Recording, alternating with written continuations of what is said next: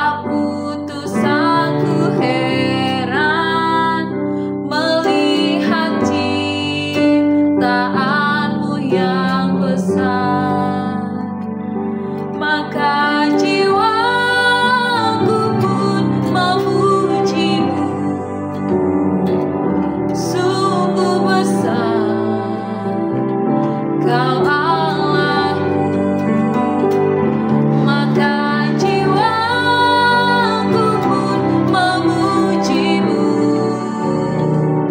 Sungguh besar Kau Allahku.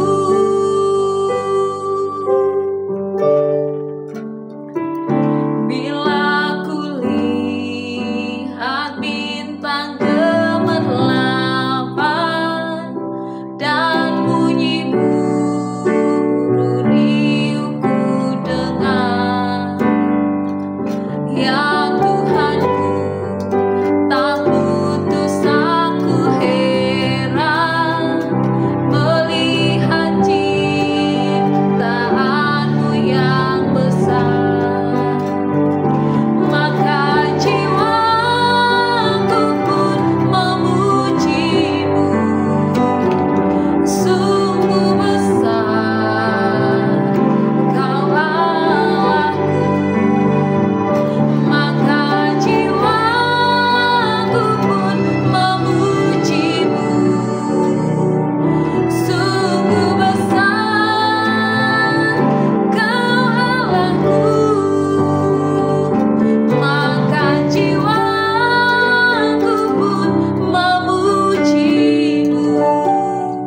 Sungguh besar Kau Allahku, maka jiwaku pun memujimu. Sungguh besar Kau Allahku, sungguh besar Kau Allahku, sungguh besar Kau Allahku. Yes, Kau Allah yang besar, Kau Allah yang ajaib. Biar setiap yang bernafas memuji-Mu ya Tuhan. Terima kasih Tuhan Yesus. Terima kasih untuk kesempatan hari ini. Terima kasih untuk penyertaan-Mu di dalam hidup kami. Terima kasih Tuhan Yesus. Kami siapkan hati kami saat ini untuk mendengarkan perenungan firman-Mu. Bersabdalah ya Tuhan, di dalam nama Yesus, haleluya. Amin. Shalom Bapak Ibu dan Saudara-saudari, kita berjumpa kembali di dalam perenungan intim dengan Allah, yang pada kesempatan ini akan membahas Mazmur menunjuk pada Yesus. Firman Tuhan yang akan kita pelajari bersama terdapat dalam Mazmur 22. Berikut adalah firman Tuhan di dalam Mazmur 22. Allahku, mengapa kau tinggalkan aku? Untuk pemimpin biduan menurut lagu Rusa di Kala Fajar, Mazmur Daud. Allahku, Allahku, mengapa engkau meninggalkan aku? Aku berseru tetapi engkau tetap jauh dan tidak menolong aku. Allahku, aku berseru-seru pada waktu siang tetapi engkau tidak menjawab. Dan pada waktu malam tetapi tidak juga aku tenang. Padahal engkaulah yang kudus yang bersemayam di atas puji-pujian orang Israel. Kepadamu nenek moyang kami percaya, mereka percaya dan engkau meluputkan mereka. Kepadamu mereka berseru-seru dan mereka terluput. Kepadamu mereka percaya dan mereka tidak mendapat malu. Tetapi aku ini ulat dan bukan orang, cela bagi manusia, dihina oleh orang banyak. Semua yang melihat aku mengolok-olok aku, mereka mencibirkan bibirnya, menggelengkan kepalanya. Ia menyerah kepada Tuhan, biarlah Dia yang meluputkannya. Biarlah Dia yang melepaskannya. Bukankah Dia berkenan kepadanya? Ya, Engkau yang mengeluarkan aku dari kandungan, Engkau yang membuat aku aman pada dada ibuku, kepadamu aku diserahkan sejak aku lahir. Sejak dalam kandungan ibuku, Engkaulah Allahku. Janganlah jauh daripadaku, sebab kesusahan telah dekat, dan tidak ada yang menolong. Banyak lembu jantan mengerumuni aku, banteng-banteng dari Basan mengepung aku, mereka mengangangkan mulutnya terhadap aku, seperti singa yang menerkam dan mengaum. Seperti air aku tercurah, dan segala tulangku terlepas dari sendinya. Hatiku menjadi seperti lilin, hancur luluh di dalam dadaku. Kekuatanku kering seperti beling, lidahku melekat pada langit-langit mulutku, dan dalam debu maut kau letakkan aku. Sebab anjing-anjing mengerumuni aku, gerombolan penjahat mengepung aku. Mereka menusuk tangan dan kakiku. Segala tulangku dapat kuhitung, mereka menonton, mereka memandangi aku. Mereka membagi-bagi pakaianku di antara mereka, dan mereka membuang undi atas jubahku. Tetapi Engkau, Tuhan, janganlah jauh. Ya kekuatanku, segeralah menolong aku. Lepaskanlah aku dari pedang, dan nyawaku dari cengkeraman anjing. Selamatkanlah aku dari mulut singa, dan dari tanduk banteng. Engkau telah menjawab aku. Aku akan memasyurkan namamu kepada saudara-saudaraku, dan memuji-muji Engkau di tengah-tengah jemaah. Kamu yang takut akan Tuhan, pujilah Dia. Hai segenap anak cucu Yakub, muliakanlah Dia, dan gentarlah terhadap Dia, hai segenap anak cucu Israel. Sebab Ia tidak memandang hina ataupun merasa jijik kesengsaraan orang yang tertindas, dan Ia tidak menyembunyikan wajahnya kepada orang itu. Dan ketika Ia mendengar ketika orang itu berteriak minta tolong kepadanya. Karena Engkau aku memuji-muji dalam jemaah yang besar, nasarku akan kubayar di depan mereka yang takut akan Dia. Orang yang rendah hati akan makan dan kenyang. Orang yang mencari Tuhan akan memuji-muji Dia. Biarlah hatimu hidup untuk selamanya. Segala ujung bumi akan mengingatnya dan berbalik kepada Tuhan. Dan segala kaum dari bangsa-bangsa akan sujud menyembah di hadapannya. Sebab Tuhanlah yang empunya kerajaan, Dialah yang memerintah atas bangsa-bangsa. Ya, kepadanya akan sujud menyembah semua orang sombong di bumi. Di hadapannya akan berlutut semua orang yang turun ke dalam debu, dan orang yang tidak dapat menyambung hidup. Anak-anak cucu akan beribadah kepadanya, dan akan menceritakan tentang Tuhan kepada angkatan yang akan datang. Mereka akan memberitakan keadilannya kepada bangsa yang akan lahir nanti, sebab Ia telah melakukannya. Demikianlah pembacaan firman Tuhan. Berbahagialah kita yang mendengarnya dan tekun melaksanakannya. Bapak, Ibu, dan Saudara-saudari, Mazmur 22 adalah salah satu teks perjanjian lama yang menunjuk kepada Kristus. Dari kalimat pertamanya, Allahku, Allahku, mengapa Engkau meninggalkan aku? Kita dapat mengingat ketika Yesus mengucapkan kata-kata yang sama dalam kesengsaraannya di kayu salib. Matius 27 ayat 46. Mazmur ini bukan hanya seruan seorang raja yang sedang menderita, melainkan nubuatan yang menyiapkan hati umat Allah untuk memahami penderitaan Mesias.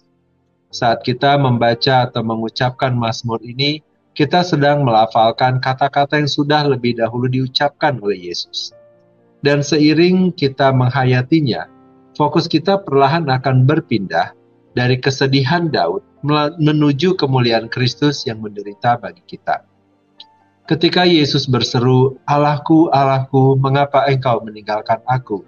Di kayu salib, Ia bukan sekedar merasa terpisah dari Bapa karena penderitaan jasmani, tetapi sedang menanggung murka Allah atas dosa dunia. Ia mengalami murka rohani yang seharusnya kita tanggung. Ketika Yesus mengutip ayat pertama Mazmur ini, Ia bukan hanya mengekspresikan penderitaan, tetapi sedang menafsirkan penderitaannya sendiri. Seolah Ia sedang berkata kepada dunia, inilah yang telah ditulis tentang aku. Bapak, Ibu, dan Saudara-saudari, setelah ayat pembuka, Daud melanjutkan dengan nada yang berayun antara keluhan dan iman. Dia berkata, padahal Engkaulah yang kudus dan bersemayam di atas puji-pujian orang Israel. 4. Kalimat ini menggambarkan dinamika iman di tengah penderitaan. Ada keluh kesah yang jujur, namun disertai pengakuan akan kekudusan Allah. Di tengah penderitaan salib, Yesus tidak berhenti mempercayai Bapanya. Ia tidak melawan, tidak memberontak, melainkan menyerahkan diri sepenuhnya. Mazmur 22 memuat deskripsi yang akurat tentang penderitaan Yesus. Mereka menusuk tangan dan kakiku, ayat 17. Ini adalah hal yang luar biasa. Daud menubuatkan mengenai apa yang akan terjadi juga pada Yesus. Karena penyalipan belum terkenal pada zaman Daud. Mereka membagi-bagi pakaianku di antara mereka dan mereka membuang undi atas jubahku, ayat 19. Peristiwa yang digenapi secara dalam di dalam Yohanes 19 ayat 24. Semua rincian penderitaan Kristus dari ejekan hingga luka fisik sudah digambarkan oleh pengalaman Daud secara pribadi. Ini menunjukkan bahwa Roh Kudus menuntun Daud untuk berbicara bukan hanya tentang dirinya, tetapi tentang anak Allah yang sejati. Bapak, Ibu, dan saudara-saudari, di dalam ayat 9 kita membaca ejekan para musuh. Ia menyerah kepada Tuhan, biarlah Dia yang meluputkan. Kata-kata ini juga keluar dari mulut orang-orang di bawah salib, Matius 27 ayat 43. Seorang teolog bernama Charles Spurgeon menulis di dalam The Treasury of David, Mazmur ini adalah salib dalam bentuk lagu. Setiap nada adalah darah, setiap kata adalah penderitaan. Melalui Mazmur ini kita menyadari bahwa kitab suci berbicara dengan satu suara tentang Kristus. Apa yang terjadi di Golgota bukanlah kebetulan, melainkan penggenapan dari rencana Allah yang telah dinyatakan sejak zaman Daud. Namun Mazmur 22 tidak berakhir dalam kesedihan. Ayat 23 berkata, Aku akan memasyurkan namamu kepada saudara-saudaraku dan memuji-muji engkau di tengah-tengah jemaat. Di sini terdapat perubahan, dari kelam menjadi terang, dari keluhan menjadi pujian. Penulis surat Ibrani mengutip ayat ini dalam Ibrani 2 ayat 12 untuk menunjukkan bahwa Yesus setelah menderita kini berdiri sebagai yang sulung di antara banyak saudara. Dengan kata lain, kebangkitan adalah jawaban dari Mazmur 22 yang berseru, Mengapa engkau meninggalkan aku? Kini memimpin jemaat untuk memuji Allah.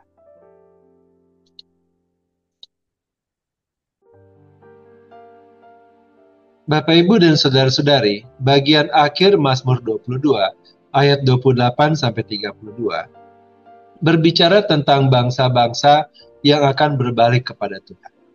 Segala ujung bumi akan mengingatnya dan berbalik kepada Tuhan.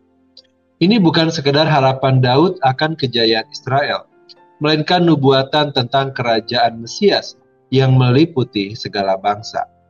Mazmur ini menunjukkan pola kerajaan Allah yang berbanding terbalik dibanding logika dunia. Kemenangan bukan datang lewat pedang, melainkan melalui luka. Kuasa Allah dinyatakan bukan melalui kekuatan militer, melainkan dalam kelemah lembutan anak domba. Yesus sendiri berkata, Dan aku, apabila aku ditinggikan dari bumi, akan menarik semua orang datang kepadaku. Yohanes 12 ayat 32. Dari penderitaannya, lahirlah penyembahan. Dari salib, mengalir pujian dari segala bangsa. Ketika orang percaya membaca atau menyanyikan Mazmur 22, mereka memasuki pengalaman Kristus sendiri. Kita tidak lagi hanya berbicara tentang penderitaan kita, tetapi berbicara bersama Dia yang telah menanggung penderitaan kita. Seorang teolog bernama Herman Bavinck pernah menulis, segala Mazmur menemukan kepenuhan maknanya di dalam Kristus. Hanya di dalam Dia, keluhan menjadi doa, dan doa menjadi pujian. Ketika kita membaca Mazmur ini, kita menemukan bahwa Yesus lebih dahulu mengucapkannya. Ia telah mengambil tempat kita dalam setiap seruan dan tangisan. Maka perlahan-lahan fokus kita berubah dari diri sendiri kepada Dia yang telah menebus kita. Bapak, Ibu, dan saudara-saudari, Mazmur 22 bukan hanya sebuah lagu penderitaan. Ia adalah perjalanan iman. Ia mengajak kita untuk berjalan dari ratapan menuju penyembahan dari ketakutan menuju pengharapan. Dan perjalanan ini menjadi nyata ketika kita memandang Yesus. Maka setiap kali kita menyanyikan mazmur ini, kiranya hati kita diubahkan. Kita tidak lagi terpusat pada penderitaan kita sendiri, melainkan pada kasih yang telah menanggung semuanya. Dan saat fokus kita beralih kepada Yesus, kita pun menemukan bahwa dari dalam kelam muncul terang yang tidak akan pernah padam.